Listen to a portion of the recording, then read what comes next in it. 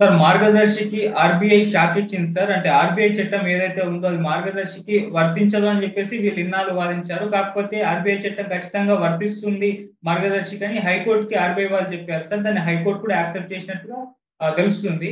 మరి ఇప్పుడు దీనివల్ల మార్గదర్శి వాళ్ళకేమైనా శిక్ష పడే అవకాశం ఏమన్నా ఉందా? అసలు ఆర్‌బీఐ చట్టం ఏంటి? అది ఏ విధంగా మార్గదర్శికి వర్క్ అవుతుంది?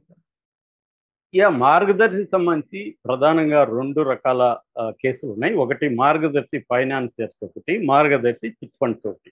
మనం మొన్న జగన్ పీరియడ్‌లో రామోజీరావు గారు బతికున్నప్పుడు, రామోజీరావు గారిని సీఐడీ వెళ్లి విచారించడం, ఆయన కోడలి ఆమెను ప్రశ్నించడం, ఇవన్నీ కూడా మార్గదర్శి చిట్ ఫండ్స్‌కి సంబంధించిన కేసు. అయితే రాజశేఖర రెడ్డి బతికున్నప్పుడు 2006లో ఉండవల్లి అరుణ్ కుమార్ మార్గదర్శి ఫైనాన్సియర్స్ అనే సంస్థ మీద కేసు పెట్టాడు. సో చిట్స్ వేరు, ఫైనాన్సియర్స్ వేరు. మనం ఇప్పుడు మాట్లాడుకుంటే ఉండే టాపిక్ ఫైనాన్సియర్స్ టాపిక్. ఈ మార్గదర్శి ఫైనాన్సియర్స్ అనే సంస్థ హెచ్యుఎఫ్ అనే సంస్థగా ఏర్పడింది. హెచ్యుఎఫ్ అంటే ఇప్పుడు మనకి కంపెనీల్లో రకరకాలు ఉంటాయి. లిమిటెడ్ కంపెనీ, తర్వాత ప్రైవేట్ లిమిటెడ్ కంపెనీ, ఇట్లాగా. అందులో హెచ్యుఎఫ్ అని ఒకటి. హెచ్యుఎఫ్ అంటే హిందూ అన్డివైడెడ్ ఫ్యామిలీ. ఈ హిందూ అన్డివైడెడ్ ఫ్యామిలీ యాక్ట్ ఒకటి ఉంటుంది. అంటే ఇప్పుడు ఒక ఫ్యామిలీ ఉంది అన్డివైడెడ్, ఒక 50 మంది కలిసి ఆ ఫ్యామిలీలో ఉంటారు అనుకున్నాం. ఈ 50 మంది కలిసి ఒక సంస్థ పెట్టుకొని 50 మంది ఫండ్స్ అందులో పెట్టుకొని వాళ్ళు డిస్ట్రిబ్యూట్ చేసుకోవచ్చు. దీన్ని హిందూ అన్డివైడెడ్ అంటారు. 50 మంది కాబట్టి 500 మంది ఉండొచ్చు. కొన్ని మార్వారి ఫ్యామిలీస్ ఇలాంటివి చేస్తుంటారు అనమాట.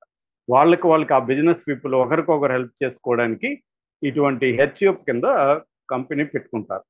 రామోజీరావు కూడా దీని కింద నేను పెట్టుకుంటానని పర్మిషన్ తీసుకున్నాడు. తీసుకున్నప్పుడు పబ్లిక్ దగ్గర నుంచి డిపాజిట్స్ కలెక్ట్ చేయకూడదు. నీ అన్డివైడెడ్ ఫ్యామిలీలో మెంబర్స్ దగ్గర నుంచే చేయాలి. కానీ రామోజీరావు ఏం చేశాడు, పబ్లిక్ దగ్గర నుంచి దాదాపు 2,000 కోట్ల పైన కలెక్ట్ చేసుకొని ఈ డబ్బుల్ని తాను ఇతర కంపెనీలకు వాడుకున్నాడు. ఇతర ఈనాడు ఉంది, టీవీలు ఉన్నాయి, ఆయనకి పచ్చళ్ళు ఉంది, డాల్ఫిన్ హోటల్ ఉంది, సినిమా డిస్ట్రిబ్యూషన్, ప్రొడక్షన్, రకరకాల వ్యాపారాలు రామోజీరావుకు ఉన్నాయి. రామోజీ ఫిల్మ్ సిటీ ఉంది. వీటికంతా ఈ డబ్బుల్ని మార్గదర్శి ఫైనాన్సర్స్ డబ్బుల్ని, మార్గదర్శి చిట్ ఫండ్స్ డబ్బుల్ని, డిపాజిటర్ల డబ్బుల్ని దానికి పెట్టుబడులుగా వాడుకున్నారు. ఇది చట్టరీత్యా వ్యతిరేకం. సో అసలు కలెక్ట్ చేయడం రాంగు, ఈ డబ్బులు మళ్ళీ చేయడం రాంగు. ఇది ఆయన వెళ్ళింది 2006లో. అయితే ఆయన అప్పటి నుంచి ఫైట్ చేస్తున్నాడు. ఆయనకు రాజశేఖర రెడ్డి ఉన్నప్పుడు హెల్ప్ అయింది. తర్వాత రామోజీరావు కేంద్ర స్థాయిలో ఆయన కాంగ్రెస్ పెద్దల్ని, సోనియా గాంధీని ఇలాంటి వాళ్ళంతా పట్టుకొని రాజశేఖర రెడ్డిని కొంత ఆగమని చెప్పారు. రాజశేఖర రెడ్డి సైలెంట్ అయ్యాడు. రాజశేఖర రెడ్డి అయ్యేసరికి ఉండవల్లి అయ్యాడు. అలాగా ఈ కేసు అనేది కోర్టుల్లో కూడా వివిధ వ్యవస్థల్లో రామోజీరావుకు ఉన్న పట్టు కూడా అసాధారణమైన పట్టు. అందుకనే రామోజీరావు చంద్రబాబుకి బాగా ఉపయోగపడ్డాడు ఈ విషయాలు. ఎప్పుడైనా మన దేశంలో ఏ వ్యవస్థ అయినా, అంటే ఏ కంపెనీ అయినా, ఏ కంపెనీ వ్యాపారాలైనా డెవలప్ కావాలంటే రాజకీయాల మీద ఆ కంపెనీకి పట్టు ఉండాలి. ఇది ప్రపంచవ్యాప్తంగా కూడా వాస్తవం. మల్టీనేషనల్ కంపెనీస్కి ప్రపంచవ్యాప్తంగా పట్టు ఉంటుంది. ఇప్పుడు ఆఫ్రికాలో మొత్తం వ్యాపారాలు చేయాలనుకుంటే అది పాలసీల్ని డిసైడ్ చేయగలదు, పాలసీల్ని తమకు అనుకూలంగా మార్చుకోగలదు ఆ కంపెనీ, మల్టీనేషనల్ కంపెనీ. అలాగా దేశంలో కూడా అతిపెద్ద కంపెనీస్ ఏం చేస్తాయంటే రాజకీయాల్ని తమ కంట్రోల్లోకి తీసుకోవడం, రాజకీయ నాయకులకి ఫండ్ ఇవ్వడం, వాళ్ళని తమ కంట్రోల్లో పెట్టుకోవడం చేస్తాయి.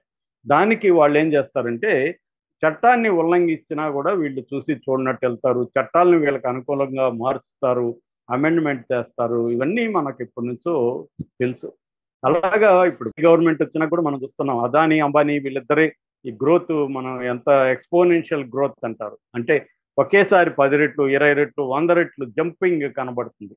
అలాగా రామోజీరావు కూడా వ్యవస్థల్ని మేనేజ్ చేసుకొని తను గ్రో అయ్యాడనేది ఒక వాస్తవం. ఆయనే కాదు, అందరూ అయ్యారు. ఆయన ఒక్కడిని నేను వేలెత్తి చూపించట్లేదు.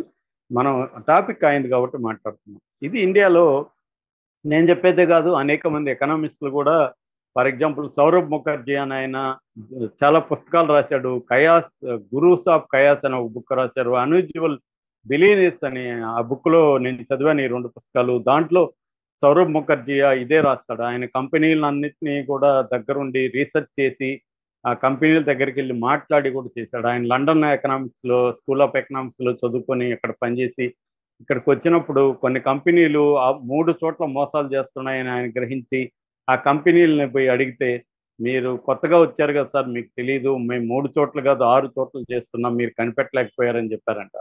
సో ఆయన అనేది ఏంటంటే, ఒకప్పుడు అమెరికా లాంటి దేశాల్లో ఇలాగే ఉండేవి, ఇప్పుడు అవి కొంత డెవలప్ అయింది, ఇప్పుడు కొంత ఛానలైజ్ అయిన సిస్టమ్స్ ఇక్కడ ఇంకా లేదు అని చెప్తున్నారు. అలాగే రామోజీరావు కూడా వివిధ వ్యవస్థలని మేనేజ్ చేసుకోవడం ద్వారా తన వ్యాపారాల్ని పెంచుకుంటా వచ్చాడు. ఎందుకంటే పెట్టుబడి అనేది ఏ కంపెనీ, ఏ వ్యాపారానికైనా మూలధనం అనేది ఇంపార్టెంట్. దాన్ని ఆయన సమకూర్చుకోవడానికి ఈ మెథడ్ ఎంచుకున్నాడు. పబ్లిక్ మనీని డిపాజిట్లుగా తీసుకోవడం, దాన్ని తన కంపెనీలను పెట్టుబడిగా పెట్టుకొని డెవలప్ చేసుకుంటారు. ఉండవల్లి మాటల్లో ఏంటంటే, ఇది రామోజీరావు అంటే నాకు గౌరవం ఉంది, ఆయన చాలా కష్టపడ్డాడు, ప్లాన్ చేసుకున్నాడు, పెరిగాడు, అంత ఓకే. కానీ చట్టాన్ని ఉల్లంఘిస్తే రామోజీరావుకి ఒక న్యాయం, ఇంకొకరికి ఇంకొక న్యాయం ఉండదు కదా. ఇదే చట్టాన్ని ఉల్లంఘించారని అనేక చిన్న చిన్న చిట్ ఫండ్స్ కంపెనీలు, చిన్న చిన్న ఫైనాన్స్ కంపెనీలన్నింటినీ మూసేసి వాళ్ళందరినీ జైల్లో పెట్టారు. రామోజీరావుకు వర్తించదా అనేది ఆయన అడిగే ప్రశ్న. సో అందుకని ఆయన వెళ్ళాడు. రామోజీరావు కోర్టులో ఏం వాదించాడంటే, నాకు ఆర్బీఐ చట్టం వర్తించదు అని ఆయన వాదించాడు.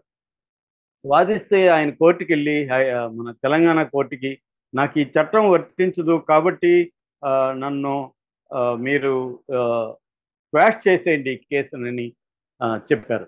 యాక్చువల్గా అయితే ఇది ఉమ్మడి ఆంధ్రప్రదేశ్ కోర్టు లాస్ట్ డే ఈ కేసును కొట్టేసింది. అది ఉండవల్లికి కూడా చెప్పలేదు. ఉండవల్లి ఫ్లైట్లో వెళ్తున్నప్పుడు పక్కన ఉన్న ఒక లాయర్ ఎవరు ఈ విషయం మీకు తెలుసా అని అడిగితే నాకు తెలియదు అని చెప్పి షాక్ అయ్యాడు. మళ్ళీ సుప్రీంకోర్టుకి వెళ్ళారు, సుప్రీంకోర్టులో జరుగుతుంది.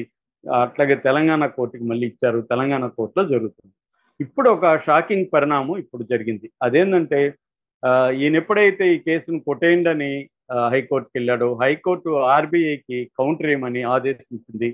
మొన్న ఫ్రైడే ఆర్బీఐ కౌంటర్ వేసింది. ఆ కౌంటర్లో ఏముందంటే, ఇది హిందూ డివైడెడ్ ఫ్యామిలీ కింద పెట్టడం కరెక్ట్ కాదు, ఆర్బీఐ చట్టము వర్తిస్తుంది, సెక్షన్ 45 క్లియర్గా చెప్తుంది, పబ్లిక్ దగ్గర నుంచి నువ్వు డిపాజిట్లు కలెక్ట్ చేసావంటే ఆర్బీఐ చట్టం వర్తిస్తుంది. సో రామోజీరావుకి, మార్గదర్శి ఫైనాన్స్కి ఆర్బీఐ చట్టం వర్తిస్తుంది అని ఆర్బీఐ కౌంటర్ వేసింది. ఇది ఇప్పుడు మార్గదర్శి షాక్ అని ఎక్స్పర్ట్లు చెప్తున్నారు. ఎందుకంటే ఇప్పటి వరకు ఆర్బీఐ చట్టం నాకు వర్తించదని ఆయన కోర్టుల్లో ఫైట్ చేస్తున్నాడు. ఇప్పుడు వర్తిస్తుందని ఆర్బీఐ చెప్పడం వల్ల రేపు కానీ అది ప్రూవ్ అయితే, రామోజీరావు ఎలాగో ఆయన లేరనుకోండి, వాళ్ళ కోడలు శైలజ కిరణ్కి కావచ్చు, లేకపోతే దాని ఇప్పుడు ఎవరు బాధ్యులో వాళ్ళకి 2 ఏళ్ల నుంచి 5 ఏళ్ల వరకు శిక్ష పడే అవకాశం ఉంది. అట్లాగే ఈ డబ్బులకు సంబంధించి ఫైన్ కూడా కట్టించే అవకాశం ఉంది. అది కూడా 4-5 వేల కోట్లు ఫైన్ కట్టాల్సి రావచ్చు. ఇవన్నీ కూడా ఇప్పుడు బయటకు వచ్చాయన్నమాట. అంటే ఒక రకంగా ఆర్బీఐ చెప్పింది. అయితే ఇప్పుడు నేషనల్ లెవెల్లో చంద్రబాబుకి పట్టుంది, చంద్రబాబు ఇన్ఫ్లుయెన్స్ చేయగలడు, చంద్రబాబు దీన్ని కాపాడలేడా అంటే కాపాడేయచ్చు. ఎందుకంటే మనం చూస్తున్నాం, కోర్టుల్లో నెలల తరబడి ఇది జరగదు. కోర్టుల్లో నాకు నమ్మకం ఉంది, కానీ రామోజీరావు వ్యవస్థలు మేనేజ్ చేయనట్టుగా ఇంకెవరు చేయలేరని కూడా ఆయన చెప్తుంటాడు, ఉండవల్లి కూడా. కాబట్టి ఇది షాక్ అని చెప్తున్నారు, కానీ ఎంత షాక్, నిజంగా ఆర్బీఐ ఇలా చెప్పడం వల్ల మార్గదర్శి బాధ్యులు జైలుకి వెళ్తారా అంటే నాకైతే డౌటే, అదేం జరగకపోవచ్చు. ఎందుకంటే చంద్రబాబు ఉన్నంత వరకు దాన్ని సేవ్ చేయగలుగుతారు. మోడీ గట్టిగా అనుకుంటే తప్ప అవదు. మోడీకి ఇప్పటికిప్పుడు మార్గదర్శిని తప్పని నిరూపించాల్సిన అవసరం మోడీకి కూడా ఏమి లేదు. కాబట్టి మోడీకి కూడా మీడియా అవసరం ఉంది ఇక్కడ. ఆ రకంగా ఆ మధ్య కూడా మనం చూసాం కదా, అమిత్ షా రామోజీ ఫిల్మ్ సిటీకి వెళ్ళి రామోజీరావుని కలిసి వచ్చాడు. అంటే దేశంలోనే second most powerful person Ramoji Rao ఇంటికి వెళ్ళాడంటే రామోజీరావు అతని కంటే కూడా పవర్ఫుల్ అనే కదా అర్థం. కాబట్టి ఆ రకంగా తీసుకున్నప్పుడు రామోజీరావు ఉన్నా లేకపోయినా చంద్రబాబు ఉన్నాడు కాబట్టి యాక్టివ్గా దాన్ని కాపాడగలుగుతాడని నేను అనుకుంటున్నా. ఎందుకంటే చంద్రబాబుకి లీగల్ సిస్టంలో అపారమైన అనుభవం ఉంది. అందులో ఇప్పుడు తను ప్రభుత్వంలో ఉన్నాడు ఆల్రెడీ. ముకుల్ రోహిత్కి తర్వాత లోద్రా ఇట్లాంటి వాళ్ళందరూ తన కంట్రోల్లో ఉన్నారు. సో వాళ్ళు